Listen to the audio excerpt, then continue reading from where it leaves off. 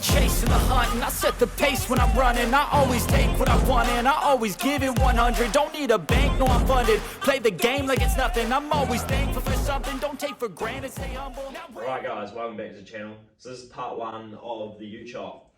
I didn't really know how to start this video, and that's kind of why I've been putting it off for a while, but I thought I'd just get it out there and make it short. So basically, we didn't start with this. So this is a Toyota Hilux, 2002 Toyota Hilux, double cab rear wall that I've gone and put onto it.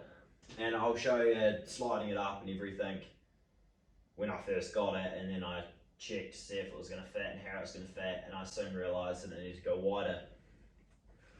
So what I've done is I've added 65mm down the sides here, so I've cut through there, added it, and then I've also had to add 100mm from here to here, so to get height and the width of the Landcruiser over the Hilux. So I'll just show you a few clips of me when I was doing that and fitting everything.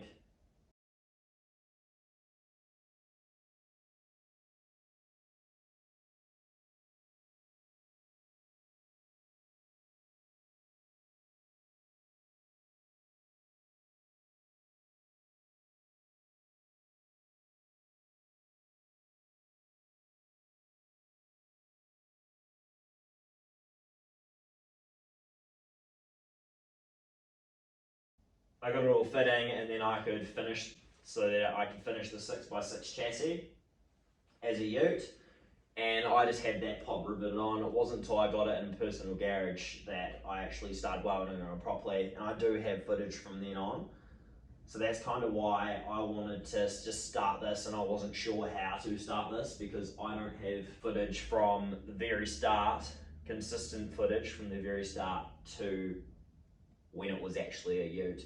I've just got some small clips that I took along the way and things like that, because as I've said before, I wasn't intending to actually do YouTube in the past. Basically, like, steps out for the guards here, which I think I've talked about before. These two holes here are for wiring, so one of them is, the top one's going to be from the cab into the canopy, that's on the back, and then the one on the bottom is standard wiring from a wiring harness. So all that stuff there is going to go to the back, so it's like tail lights are in there, indicators are in there, like trailer wiring's in there. Pretty much everything that went past the back seats into the back of the cab. So a lot of this won't actually be used, but it will be used in some places. So like one of these wires, I'm just going to have to work out what they are, because one of them is for the rear heated windows, which fortunately, being Hilux and using Hilux stuff, like the rear wall, this is actually heated glass. So I can actually plug the factory Landcruiser wiring into here and here, and then I've got a heated rear window, so it can't fog up like a factory car, and a factory switch on the dash, and that's the window fitted into this. So the reason I chose Hilux wall is because, like, I was looking at quite a few rear walls around, and I'd seen other people were doing this, and the Navarras was quite a common one, and also BT50, Mazda BT50s I think was quite a common one for people to do. And I hadn't actually seen anyone use a Hilux before, so and I was looking and I thought they fit quite well, like, because this is a factory window for an 80 series. See how the shape is very, very similar. And you can even tell by just looking at the car in general, like all these, this is all very similar shaped, and it's kind of around the same era. This is a 2002 wall, and the car is a 1990, but Landcruiser is sort of a little bit. For the guards, everything is curved.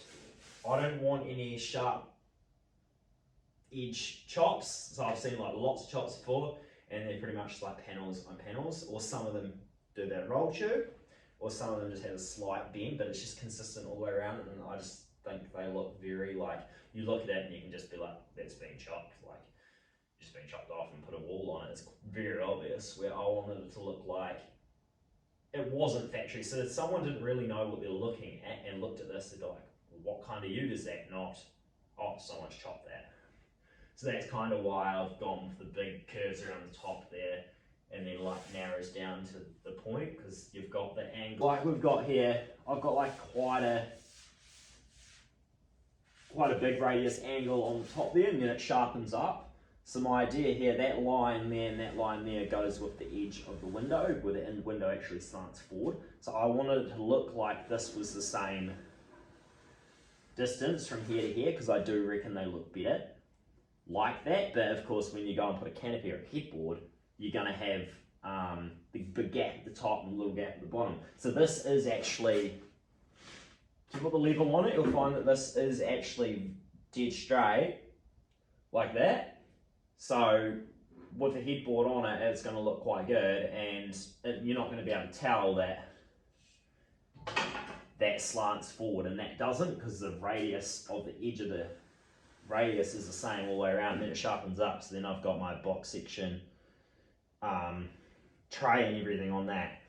And also along with the tray, which I think I spoke about on the guards, is how much I have chopped out of these rear guards. So these are 40-inch tyres. With a factory landcruiser, if you put a factory landcruiser onto bump stops, you probably wouldn't even have this much guard clearance on a 31, where these are a 40-inch tyre.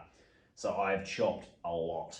And then same with the front. Previous video, the clearance is heaps. This is actually sitting a little bit higher than this isn't on bump stops. Just jacked up a little bit on axe stands because I tried to level the truck out. Doing the rear wall, I wanted it all level just to look at. I had, like, even though I've already chopped it and done it all, I just wanted it level while panel bedding it, so I can sort of gauge what it's going to look like in angles and things like that. So I don't want to make any more boring talking videos because I'm over that too. Basically, I just wanted to throw this video out there just before I jump into the rest of it from when I started filming. So of course, I chopped this in half when I was at my old work, made it into a ute then, put the wall on, everything then. YouTube wasn't really on my mind then, so I never filmed. Like, I took photos as a process and like took photos and Snapchats to my mates, and that's kind of what you're seeing. But that's all I sort of had until I moved into this garage. And then YouTube come on my mind, I thought, yeah, I'm gonna do this. So part one, which is what this one, is that, unfortunately. But part two, we'll actually go into detail, and I did start filming, and there'll be hopefully a decent video out of that. So I'll gather all my footage from back then. That was still a couple months ago. But I'll gather all my footage from that and make a video out of that.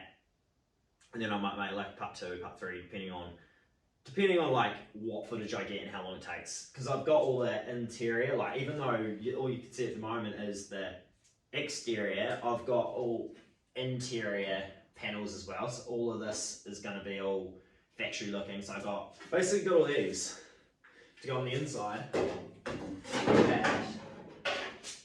No, that's upside down.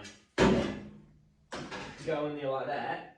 So I'm going to wrap it up there and just keep it short and simple, because that's why I put in this video off for so long, because I didn't really know how to do it, and I knew that I needed to do something from the start to when I started filming, because otherwise it'd just be like ute chop all of a sudden, and then wouldn't really make sense to a lot of years. So yeah, that's it. Thanks for watching, and I do read all you guys' comments. I have read everyone's comments that on the two videos that I've put out so far, and I appreciate all the comments, and I've taken them all into consideration.